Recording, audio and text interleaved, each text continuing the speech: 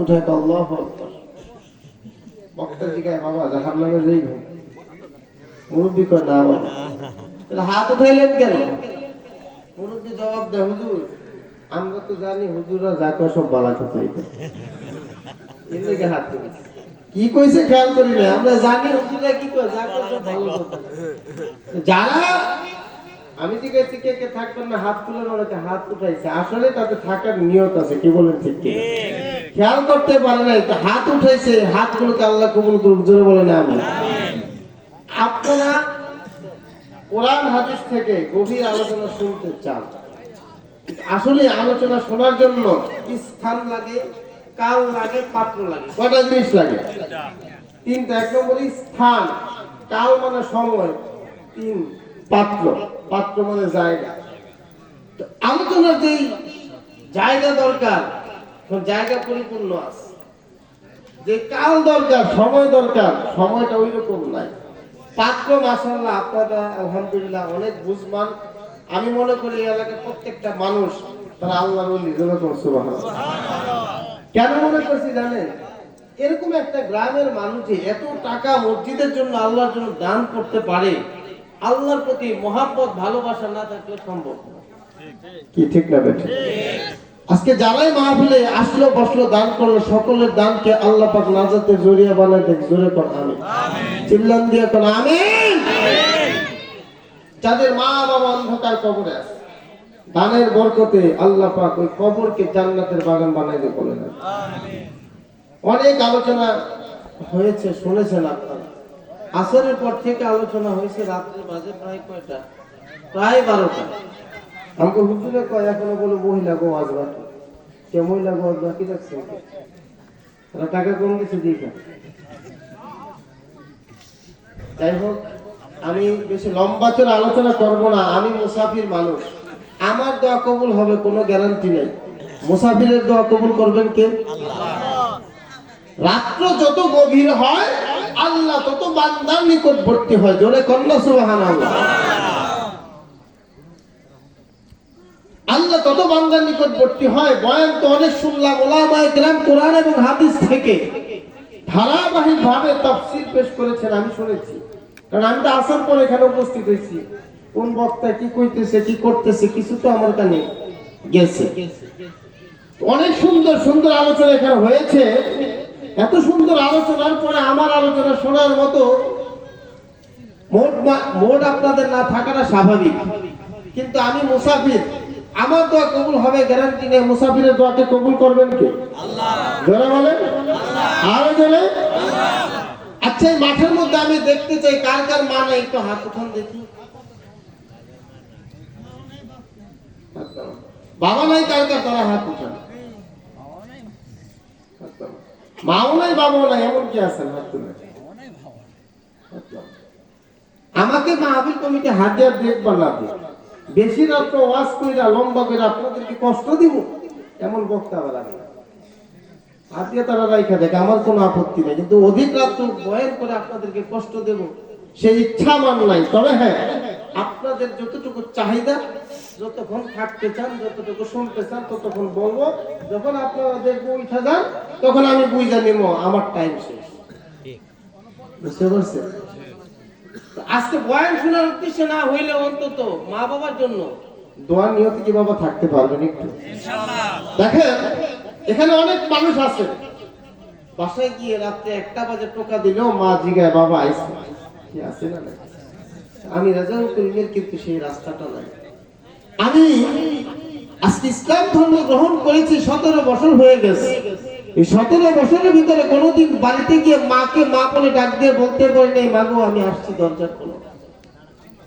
17 বছর আগে আমার জন্য ওই যে দরজা বন্ধ হয়েছে, এখন পর্যন্ত দরজা খুলে নাই বাবা। আপনি তো এখনো বাড়িতে গেলে রাত্রে 2টা বাজে মা আপনার খবর নেই বাবা বাড়িতে আইসো, আমার সে মা দুনিয়াতে নেই। 17 বছর আগে তাদের সঙ্গে আমার সম্পর্ক শেষ হয়ে গেছে। তারপরে দেখেন আপনারা কত ভাগ্যবান আর আমি কত হতভাগা। এখানে যারা বসা আছেন আপনাদের মা নাই বাবা নাই, আপনাদের মা বাবার জন্য আমি দোয়া করি, সে ঢাকা থেকে সেখানে দোয়া করে যায়, কিন্তু আমি এত হতভাগা, আমার মা মারা গেছে, আমি কিন্তু আমার মায়ের জন্য নাজাতের দোয়া করতে পারি। ওলামায়ে কেরাম আছে, তারা ভালো বুঝবে। কাফের মুশরিক হয়ে যদি কেউ মারা যায়, তার জন্য যতই দোয়া করি, তাদেরকে জান্নাতে নেওয়ার আর কোনো রাস্তা নাই। তারা চিরস্থায়ী জাহান্নাম, সেটা ফয়সালা হয়ে গেছে। আমার ভাইরা, আপনারা যদি দোয়া করেন, আপনাদের সন্তানের দোয়ার বরকতে, চোখের পানির বরকতে, এই মাঠের মধ্যে যদি মা বাবার কথা স্মরণ করে 2 ফোঁটা চোখের পানি ফলাইতে পারেন বাবা, ওই 2 ফোঁটা চোখের পানির উসিলায় মা বাবার কবরের মধ্যে যে আগুন জ্বলতেছিল, আল্লাহ চাইলে আপনার চোখের পানির উসিলায় মা বাবার কবরকে, আগুনকে নিভাইতে পারে কি পারে না? আমি আজকে আপনাদের কাছে টাকা চাই না, পয়সা চাই না, শুধু মা বাবার কথা স্মরণ করে মাঠের মধ্যে 2 ফোঁটা চোখের পানি ফলাইতে পারবেন। রাজি আছেন বাবা? আজকে কারা কারা রাজি আছেন মা বাবার জন্য 2 ফোঁটা চোখের পানি ফলাই আখিরে মুনাজাত দিয়ে যাবেন আল্লাহকে? 2টা হাত উঠায় দেখান, আওয়াজ দিতে হবে নারে তাকবীর, আওয়াজ হয় না, আওয়াজ দিতে হবে নারে তাকবীর। এরপরের মানুষের আওয়াজ এত দুর্বল, কারণ কি? বেশি রাত হয়ে গেছে দেখা থাকবেন তো ইনশাআল্লাহ? তাহলে আমার সাথে আওয়াজ দিতে হবে। আমি বলবো নারে তাকবীর, আপনারা বলবেন আল্লাহু আকবার। রাজি আছেন? পারবেন বাজান? আমি কোনো দলীয় বক্তা না, দলীয় বয়ানও করবো না, কোনো রাজনৈতিক আলোচনা নয় বাজান। আপনাদেরকে দেখে, মুসলমানদেরকে দেখে, ইসলামের আদর্শ দেখে আমি মুসলমান। আমি কোনো দলাদলিতে নয়, ফালাফালিতে নয়। আমি বুঝি এই মুসলমানদের আদর্শ দেখে, ইসলামের আদর্শ দেখে আমি মুসলমান হয়েছি। আজকে আমার মাথায় তুমি মুখেদারি সুন্নতি পোশাক ভালো লাগে না খারাপ লাগে? আজ থেকে 17 বছর আগে মাথায় টুপি ছিল না, ক্যাপ ছিল, প্যান্ট পরতাম, শার্ট পরতাম। আমার এই পরিবর্তন ঘটাইছেন কে? বাজান, আজকে যে কপালটা আপনারা দেখতেছেন, আজ থেকে 17 বছর আগে, জন্মের পর থেকে 21 বছরে কপাল দিয়ে মন্দিরে গিয়ে মুক্তির পায়ে চেষ্টা করেছে। 21 বছর পর এই কপালটাকে মূর্তির পায়ের নিচ থেকে উঠে মন্দির থেকে বাহির করিয়া মসজিদের ভিতরে ঢুকাই আল্লাহর কুদরতি কদমের ভিতরে সেজদা দেওয়ার তৌফিক কে দান করেছেন? সবার ঘুরে বলেন কে? আরো জোরে বলেন কে? যে আল্লাহ আমার মতো একটা জাহান্নামের আসামিকে, আমি ছিলাম জাহান্নামের আসামি, জাহান্নামের কীট, আমাকে যদি আল্লাহ মন্দির থেকে বাহির করিয়া কালেমার রশি লাগাইয়া মন্দির থেকে বাহির করে মসজিদে ঢুকাইতে পারে, জাহান্নামের রাস্তা থেকে বিরাট জান্নাতের রাস্তা আনতে পারে, সে আল্লাহ 17 বছর আগে ছিল, এখন আছে না? আল্লাহ পাক যদি চায়, আপনাদের সকলের নামগুলো আজকে জাহান্নামের খাতা থেকে কাইটা তওবার বরকতে জাহান্নামের খাতায় উঠাই দিবে। আল্লাহ পারে কি পারে না? বাজান, পারে কি পারে না? সে ক্ষমতা আল্লাহর আছে না নাই? কিন্তু সমস্যা আপনার আমার ভিতরে। কেমন সমস্যা? আল্লাহ রাসূল বলেন, খুতবা বাদ, কে বড় আলেম কইব আর কে ছোট আলেম কইব চিন্তা করে লাভ নেই। ভূমিকা খুতবা দিয়ে সময় নষ্ট করতে চাই না, যেহেতু রাত গভীর, সংক্ষেপে আলোচনা হবে। বাজার আজকে ওই সমস্ত বান্দাদেরকে আল্লাহ মাফ করে দিবে যারা মাফ চাওয়ার আশায়, আল্লাহ পাকের ক্ষমার আশায় এখানে বসে থাকে। আল্লাহ রাসূল একটা হাদিসের মধ্যে বলেন, ইন্নামাল আমালু বিন্নিয়াত, বান্দা যে যেরকম নিয়ত করবে ওই নিয়ত অনুযায়ী আল্লাহ তাকে প্রতিদান দিবে। জোরে কন্যা সুবহানাল্লাহ। নিয়তের উপরে আমল নির্ভর করবে। আপনার আমল কি অবস্থা আছে, কি অবস্থায় থাকবে, আল্লাহ কতটুকু কবুল করবেন। আপনার নিয়ত যতটুকু আল্লাহ কবুল করবে ততটুকু। জোরে কন্যা সুবহানাল্লাহ। যদি তাওবার নিয়তে বসতে পারেন, ক্ষমা করে দিবেন কে? আরো জোরে বলেন কে? এখন কোন দলাদলি নাই, ফালাফালি নাই, আল্লাহর নামে তাকবীর দিতে বাবা কোনো সমস্যা আছে? না। আল্লাহ কি শুধু আপনার আমার একা? আপনার আমার যে আল্লাহ, আওয়ামী লীগের সে আল্লাহ, কি বলেন ঠিক কিনা? বিএনপির সে আল্লাহ, ইসলামের আন্দোলন চরমনে পীর সে আল্লাহ, সরসিনার সে আল্লাহ, তবলিগওয়ালাদের সে আল্লাহ, কি বলেন ঠিক কিনা? সমস্ত মুসলমানের আল্লাহ কয়জন? যে আমি নিজেকে মুসলমান দাবি করে তার আল্লাহ কয়জন? বাবা, আপনার দল ভিন্ন হইতে পারে, মত ভিন্ন হইতে পারে, পীর ভিন্ন হইতে পারে, তরিকা ভিন্ন হইতে পারে, দাওয়াতি কাজের রাস্তা ভিন্ন হইতে পারে, আপনার বিভিন্ন মসজিদে বিভিন্ন ইমাম থাকতে পারে, বিভিন্ন মাদ্রাসায় বিভিন্ন শিক্ষক থাকতে পারে, এক একজনের পীর আলাদা হইতে পারে, এক একজনের মত পার্থক্য থাকতে পারে, কিন্তু আল্লাহ একজন। এখানে কোনো বিপদ আছে? কথা বলেন আছে নাকি? যেহেতু আল্লাহ একজন, সবচেয়ে বড় কি? যারা বলেন আল্লাহ বড়, সবচেয়ে বড়। এই কথা বলতে কোনো মুসলমানের বাধা থাকতে পারে না। যদি কারো বাধা থাকে, কেউ যদি উচ্চ স্বরে বলতে না পারে, বুঝছেন আপনার না আমার ভিতরে যে ব্যক্তি আল্লাহু আকবার বলতে কৃপণতা করবে, কার্পণ্য করবে, বুঝবেন তার ভিতরে, মনে করেন আমার ভিতরে, আমি যদি আল্লাহু আকবার বলতে শরম পাই, লজ্জা পাই, আওয়াজ দিয়ে বলতে না পারি, বুঝতে হবে আমার ভিতর থেকেও এখনো মুনাফিকি কি হয় না, দূর হয় না। আমি নারে তাকবীর বললে আপনি আল্লাহু আকবার বলতে পারবেন বাজান? আজকে বাংলাদেশ স্বাধীন দেশ, মুসলমানদের জন্য স্বাধীন, নামাজের জন্য স্বাধীন, রোজার জন্য স্বাধীন, হজের জন্য স্বাধীন, যাকাতের জন্য স্বাধীন, কোরআনের জন্য স্বাধীন। কি বলেন ঠিক কি না? অথচ বাংলার জমিনে শাহজালাল শাহপরান আসার আগে সিলেটের জমিনে বুরহানুদ্দিন রহমতুল্লাহ আলাইহি তার একজন সন্তান হয়েছে। সন্তান হওয়ার পরে আকিকা করা মুসলমানদের জন্য সুন্নাত। কথা বলেন ঠিক কি? কোরআন হাদিস আছে না? না, অনেকে তখন কইবেন হুজুরে বয়ান কইরা গেছে, কোরআন হাদিস কিছু পাই না, এর লাগি জিজ্ঞাসা আছে না নাই? আমার ভাই, আমার বন্ধুরা, বুরহানুদ্দিন রহমতুল্লাহ আলাইহি তিনি সন্তান হয়েছে, নবীর সুন্নত অনুযায়ী সন্তানের নামে একটা গরু কুরবানি করছে। দুষ্ট কাক নিয়ে গরুর গোশতের টুকরা রাজা গৌর গোবিন্দের দরজার সামনে ফালাইছে। ইতিহাস অনেকেই জানেন হয়তো, তারপরে স্মরণ করিয়ে দিচ্ছি। বাবা, গরুর গোশতের টুকরা নিয়ে কাক রাজা গৌর গোবিন্দের দরজার সামনে ফালাইছে। রাজা গৌর গোবিন্দের মাথা নষ্ট হয়ে গেছে, আমার দরজার সামনে কে গরুর গোশতের টুকরা ফালাইলো? খবর নিতে নিতে গিয়ে দেখে ওই মুসলিম পাড়ায় একজন মুসলমান তার সন্তান হওয়ার কারণে সন্তানের নামে আকিকা করছে। তাকে ডাকা হয়েছে, ডাকার পরে তার অপরাধ কেন? সে গরু জবাই করলো। এই গরু জবাই করার অপরাধে, আকিকা দেওয়ার অপরাধে ওই আল্লাহর বান্দার দুইটা হাত সে কর্তন করে দিয়েছে, দুইটা হাত কেটে ফেলাই দিয়েছে। অপরাধ কি? কেন সে হিন্দুদের দেশে কেন সে গরু জবাই করলো? এটা ছিল তার অপরাধ। আজকে আপনারা কোরবানি এলে কত গরু জবাই করে খান, কেউ আজ পর্যন্ত আপনাদেরকে বলছে এটা কেন জবাই করলো? ও সাহস এখন আছে? এখন নাই, কিন্তু তখন ছিল। দুইটা হাত কর্তন করে দিছে। বাবা, যদি এখানে শেষ হয়ে যেত কোনো কথা ছিল না। এখানেই শেষ নয়। যে সন্তানের নামে আকিকা করছে, বাবার সামনে ছোট বাচ্চাটাকে বাবার সামনে জবাই করে দুনিয়া থেকে বিদায় করে। এখন ভাবেন তো, আপনার আমার সন্তানকে যদি আপনার আমার সামনে জবাই করে, এই দুনিয়াতে এর চেয়ে বড় কষ্ট আর কিছু হইতে পারে না। বুরহানুদ্দিন রহমতুল্লাহ কলিজার মানে এই কষ্ট সহ্য করতে না পারে আল্লাহর কাছে ফরিয়াদ করে, আল্লাহ এই জালেমদের বিরুদ্ধে আপনি আপনার সৈনিকদের প্রেরণ করেন, তাদের জুলুম থেকে আমাদেরকে রক্ষা করেন। আল্লাহর ওই দোয়ার বরকতে ইয়ামেন থেকে আল্লাহ পাক শাহজালাল শাহপরানকে যখন পাঠাইছে, এই সিলেটের জমিনে এখনো শাহজালাল শাহপরান আছে না? আছে। শাহজালাল শাহপরান সিলেটের জমিনে এসে যখন নারে তাকবীর স্লোগান দিছে, ওই নারে তাকবীর স্লোগানের বরকতে রাজা গৌর গোবিন্দের তক্তিটা মস্ত ধূলিসাৎ হয়ে গেছে। সুবহানাল্লাহ কইলেন। সুবহানাল্লাহ। আজকে সেই মুসলমান কোথায়, তাদের ইমানি শক্তি কোথায়? আজকে যখন নারে তাকবীর বলতে বলে আওয়াজ আসে না। এই হচ্ছে আমাদের অবস্থা। এখনো আমরা দলাদলি নিয়ে ব্যস্ত, আমি বিএনপি অমুক এই তো বাবা, তোর তো বহুত পরে আগে আমি মুসলমান। কি বলেন ঠিক কিনা? কবরে গেলে প্রশ্ন হবে না তুমি কোন দল করে আসছো, কবরে গেলে প্রশ্ন হবে মান রব্বু কামান দিনু কামান নাবিয়ুকা। কথা বলেন ঠিক কিনা? এক নম্বর প্রশ্ন তোমার রবকে, দুই নম্বর প্রশ্ন তোমার ধর্ম কি, তিন নম্বর প্রশ্ন তোমার নবীকে। জোরে কোন ঠিক কিনা?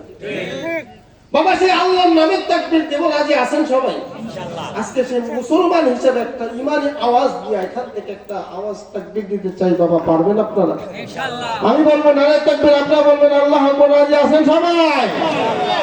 থাকবো না কেউ বন্ধ করে, দেখবো এবার জগৎটাকে ঘুরছে মানুষ কেমন করে, যুগান্তরের ঘূর্ণি পাকে নারায়ে তাকবীর। আল্লাহু আকবার। আওয়াজ হয় না, দুই হাত উঠা, নারায়ে তাকবীর। আল্লাহু আকবার। নারায়ে তাকবীর। আল্লাহু আকবার। নাস্তিকতা নিপাত, দিন ইসলাম জিন্দাবাদ। নাস্তিকতা নিপাত, দিন ইসলাম জিন্দাবাদ। কোটি প্রাণের একই আওয়াজ, খোদাদ্রোহী ছাড় পাবে না, এই বাংলায় ঠাই হবে না, মুসলমানরা জেগেছে আজ। ঠিক না?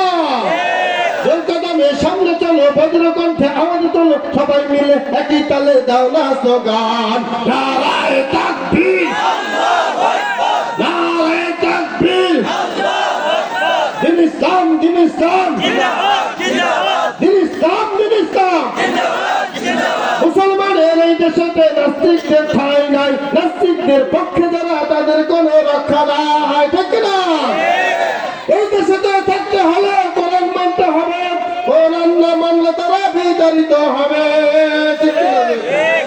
নাস্তিকতা নিপজ্জাক, দিন ইসলাম জিন্দাবাদ। নাস্তিকতা নিপজ্জাক, দিন ইসলাম জিন্দাবাদ। কোটি প্রাণের একই আওয়াজ, খোদাদ্রোহী ছাড় পাবে না, এই বাংলায় ঠাঁই হবে না, মুসলমানরা জেগেছে আজ। জোর কদমের সামনে চলো, ভদ্র কণ্ঠে আওয়াজ তোলো, সবাই মিলে একই তালে দাও না স্লোগান, নারায়ে তাকবীর, নারায়ে তাকবীর।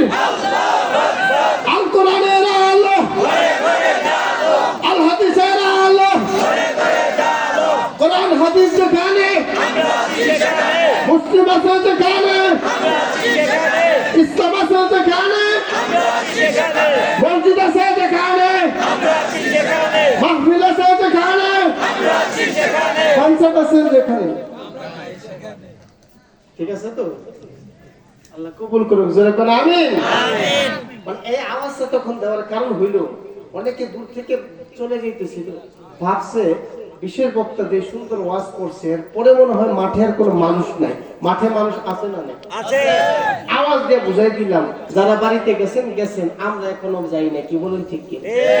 সে আওয়াজের কারণে দেখবেন অনেকে আবার ঘুরে আসবে। অনেকে মনে করছে প্রধান বক্তাদের একটু মুরব্বি টাইপের হয়, ওয়াজ তো কাশি মসজিদ দিয়া তারপরে চলে যাবে। আমি বাবা কাশি দেওয়ার বক্তা না, বয়স আমার বেশি না, আমি অল্প বয়সের মানুষ। আমি চাই আজকে আমি সবচেয়ে বেশি প্রাণ থেকে ভালোবাসি যুবকদেরকে।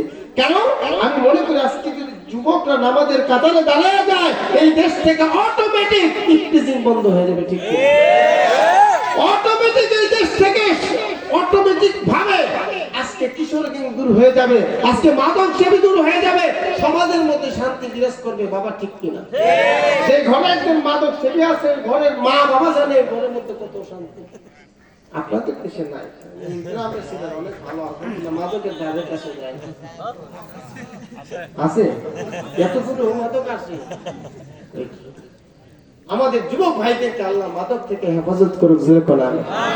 আরে ভাই, আমার মতো মানুষ, আমিও তো এক সময় লাইনে ছিলাম, কোনোটা বাদ নাই, বুঝেন নাই? এখন যত নামই ডাকেন, বাবা, ইয়াবা, দাদা, বহুত আগে শেষ করে আসছে। হেদায়েতের মালিক আল্লাহ। এক সময় গাঁজা না খেলে রাত্রে ঘুম হইতো না।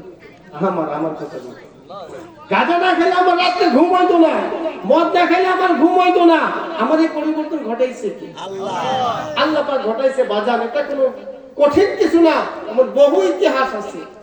আপনাদের এখান থেকে তো মনে হয় খুব কাছেই ভারত, বেশি দূরে নাকি? ভারতের বর্ডারের কাছাকাছি আছে।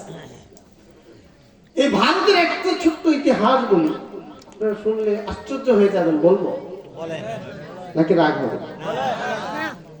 আমি তো আগেই বলেছি বাজান, আপনাদেরকে দেখে ইসলাম ধর্ম গ্রহণ করেছি। আমার আলোচনা করতে গেলে অনেক লম্বা সময় দরকার, সেই সুযোগ নেই, সংক্ষেপে বলবো কেন আমি মুসলমান হইলাম বাজান।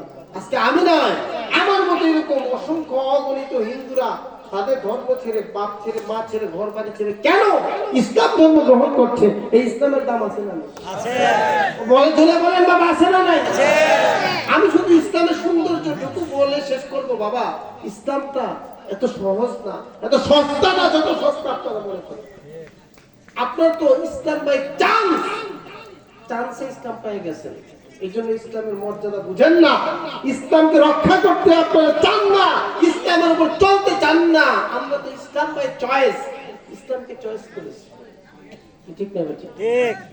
আমি হিন্দু ছিলাম, বৌদ্ধ হইতে পারতাম, খ্রিস্টান হইতে পারতাম, অন্য অন্য ধর্মাবলম্বী হইতে পারতাম। কি বলেন ঠিক কিনা? অন্য কিছু হয় নাই। মা ছেড়েছি, বাবা ছেড়েছি, ঘর ছেড়েছি, বাড়ি ছেড়েছি, মায়ের খেয়েছি, তারপর ইসলাম কেন ছাড়ি নাই বাবা? ইসলামের দাম আছে না নাই? আছে। ভারতের একটা ঘটনা বলি সংক্ষেপে। ভারতের মধ্যে একজন শিক্ষিত পণ্ডিত, ৭০,০০০ হিন্দুরা যাকে ধর্মীয় নেতা মানত, নাম ছিল শিব শক্তি মহারাজ। কি নাম বাবা? অনেক শিক্ষিত মানুষ আছে, আগে ইতিহাস পড়েছেন বা শুনেছেন। শিব শক্তি মহারাজ, ৭০,০০০ হিন্দুরা যাকে ধর্মীয় নেতা মানত, এই শিব শক্তি মহারাজ বাবা কোরআন দিয়ে রিসার্চ করা শুরু করছে। সে হিন্দু ধর্ম, বৌদ্ধ ধর্ম, খ্রিস্টান ধর্ম সব ধর্ম নিয়ে রিসার্চ করছে। রিসার্চ করার পরে গিয়ে দেখে প্রত্যেক ধর্মের মধ্যে ভুল পাওয়া যায়। সব ধর্মের মধ্যে ভুল পাওয়ার পর তিনি চিন্তা করলেন সব ধর্মে যেহেতু ভুল আছে তাহলে কোরআনের নিশ্চয়ই ভুল আছে। ওই ব্যক্তি কোরআনের ভুল বের করার জন্য, ইসলামের ভুল ধরার জন্য তিনি কোরআন নিয়ে রিসার্চ করা শুরু করেন। কোরআন নিয়ে রিসার্চ করা শুরু করে দেখে এক জায়গার মধ্যে আল্লাহ পাক বলেন ইন্নাদ দীনা ইনদাল্লাহিল ইসলাম। জোরে কোন সুবহানাল্লাহ, জোরে কোন সুবহানাল্লাহ। ইসলাম যে সত্যের গ্যারান্টি কোরআন, জোরে কোন সুবহানাল্লাহ। কোরআন থেকে আমরা দেখছি ইসলাম যে সত্য এর গ্যারান্টি কি, এর দলিল দিয়েছেন কি আল্লাহ কোরআনের মধ্যে দিয়েছেন ইন্নাদ দীনা ইনদাল্লাহিল ইসলাম। জোরে কোন না, ইন্নাদ দীনা ইনদাল্লাহিল ইসলাম। আল্লাহ বলতেছেন আমি আল্লাহর কাছে একমাত্র মনোনীত ধর্মের নাম, জোরে কোন ইসলাম। আরো জোরে, জোর হলো না, জোরছে বলেন ইসলাম। আল্লাহর কাছে একমাত্র মনোনীত ধর্মের নাম ইসলাম। এই আয়াত যখন শিব শক্তি মহারাজের সামনে পড়ছে মাথাটা গরম হয়ে গেছে। কেন গরম হয়েছে? ওই ব্যক্তি 12টা ডিগ্রির উপর ডক্টরেট করছে। কয়টা? 12টা ডিগ্রির উপর ডক্টরেট করার পর 70,000 অনুসারী বানানোর পর তিনি বিভিন্ন ধর্মগ্রন্থ নিয়ে লেকচার দিচ্ছে। লেকচার দিত তিনি এরকম ভাবে বক্তব্য দিত ধর্ম নিয়ে। বক্তব্য দিতে দিতে তিনি দেখছেন সব ধর্মের মধ্যে ভুল, অথচ আল্লাহ বলতেছেন আল্লাহর কাছে একমাত্র মনোনীত ধর্মের নাম ইসলাম। মাশাআল্লাহ, নারে তাকবীর, জোরে বলেন আমিন। এই 5টা সভা শেষ করে আজকে আপনাদের এখানে এসেছেন দোয়ার জন্য। তাদের তো টাকা পয়সার অভাব নেই, টাকা পয়সার জন্য আসে না, আপনাদের কাছে আসে দোয়ার জন্য। দোয়া করতে রাজি আছি না ইনশাআল্লাহ। আল্লাহ তাআলা আমার ভাইকে কবুল করুক, আখিরি মুনাজাত পর্যন্ত থাকার তৌফিক দান করুন। আমি সময় শেষ করে দিব, এমপি সাহেব যতক্ষণ থাকবে আমি ততক্ষণ আলোচনা করব। যদি বলেন মুনাজাত দিয়ে দিতে দিয়ে দিব, তাই কষ্ট হবে না? কষ্ট হবে?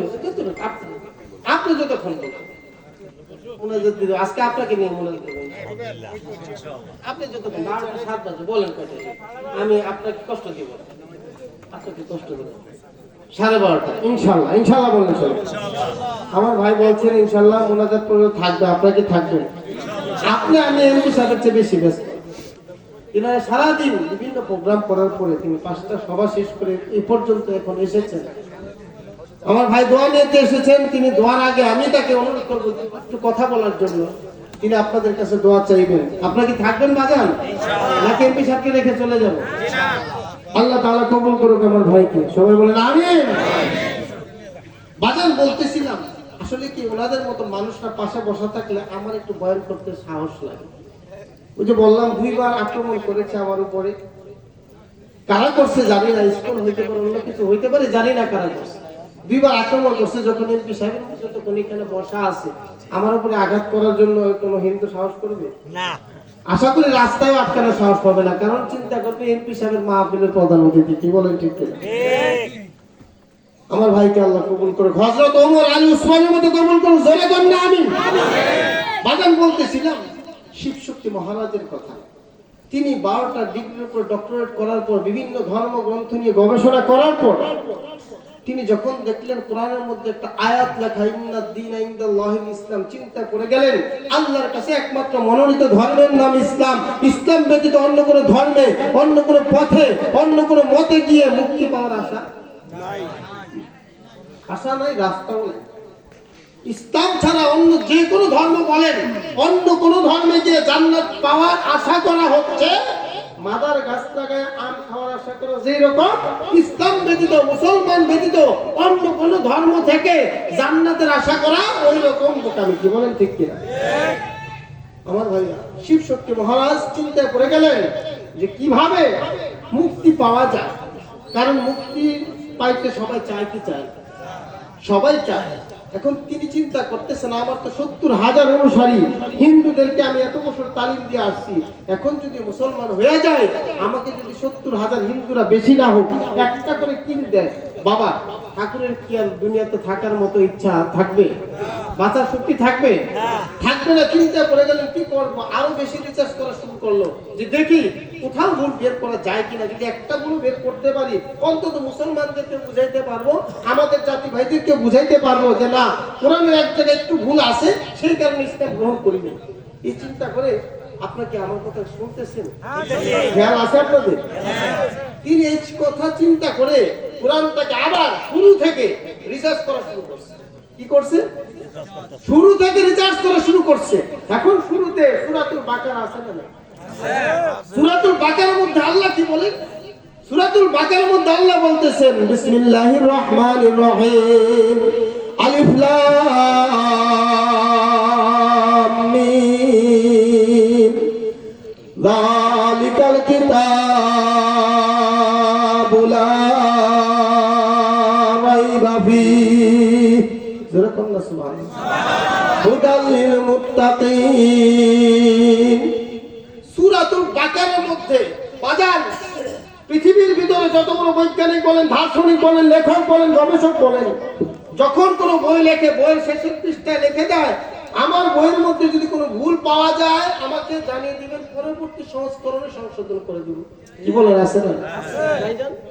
বড় বড় লেখকরা বই লেখার শেষের পৃষ্ঠায় লিখে দেয় আমার বই যদি কোনো ভুল থাকে ধরাই দিবেন, সংশোধন করব পরবর্তী সংস্করণে। অথচ আল্লাহ পাক রব্বুল আলামিন মুসলমানদেরকে এমন একখানা কিতাব দান করেছেন যে কিতাবের নাম কি? আল কোরআন। বাজার পৃথিবীতে আল্লাহ পাক 4টা কিতাব দান করেছে। কয়টা? তাওরাত। বলেন, 4টা কিতাবের নাম বলেন। তাওরাত, জবুর, ইনজিল, কোরআন। কি বলেন, ঠিক কি? আগের যে কিতাবগুলো ছিল ওই কিতাবগুলো আল্লাহর কিতাব, ওইগুলোর নাম ছিল কিতাবুল্লাহ। ওই কিতাবগুলো আল্লাহ পাক রব্বুল আলামিন এক এক নবীর কাছে দিয়েছে কিতাব আকারে। কিতাব আকারে নবীদের কাছে দিয়েছে, কিন্তু ওই কিতাবগুলোর ব্যাপারে আল্লাহ পাক কোথাও হেফাজতের দায়িত্ব নেন নাই, নবীদেরকে হেফাজতের দায়িত্ব দিয়েছেন। যার কারণে যতদিন যে নবীর উপরে কিতাবগুলো নাজিল করা হয়েছে, প্রেরণ করা হয়েছে, যতদিন নবীরা ছিল কিতাবগুলো ঠিক ছিল। যখন নবীরা দুনিয়া থেকে বিদায় হয়ে গেছে ওই কিতাবগুলোর মধ্যে পরিবর্তন ঘটানো হয়েছে। ঠিক না বেঠিক? ওই আলেম ওলামা নাই এখানে? কথা ঠিক আছে? কিতাবগুলোর মধ্যে পরিবর্তন ঘটানো হয়েছে, কিন্তু আল্লাহ পাক রব্বুল আলামিন আমাদেরকে সর্বশেষ নবীর উম্মত বানাইছেন। জোরে কন্যা সুবহানাল্লাহ। আমাদের নবী সর্বশেষ নবী, সর্বশ্রেষ্ঠ নবী। কি বলেন, ঠিক কিনা? যার কারণে আমরা দুনিয়াতে সর্বশেষ উম্মত, সর্বশ্রেষ্ঠ উম্মত। জোরে কন্যা সুবহানাল্লাহ। বাজান এই কোরআন যে নবীর উপরে নাজিল হইল সেই নবীটা সর্বোত্তম। যে মাসে নাজিল হইল মাসটা সর্বোত্তম। যে রাত্রে নাজিল হইল ওই রাত্রটা সর্বোত্তম। কি বলেন, ঠিক কিনা? এই কোরআন নিয়ে গবেষণা করতে করতে গিয়ে শিব শক্তি মহারাজ দেখলেন কোরআনের শুরুতে লেখা আলিফ লাম মিম যালিকাল কিতাব লা রাইবা ফি। আল্লাহ পাক শুরুতে বলতেছেন আলিফ লাম মিম যালিকাল কিতাব লা রাইবা ফি। আল্লাহ বলতেছেন আমি এমন একখানা কিতাব মুসলমানদেরকে দান করেছি যে কিতাবের শুরুতে, মাঝখানে, শেষে কোথাও কোনো ভুল নাই। ভুল থাকতে পারে এমন কোনো সন্দেহ পর্যন্ত আমি আল্লাহ কোরআনে রাখিনি। এমন কিতাব আল্লাহ দান করেছেন যে কিতাব সম্পর্কে আল্লাহ বলেন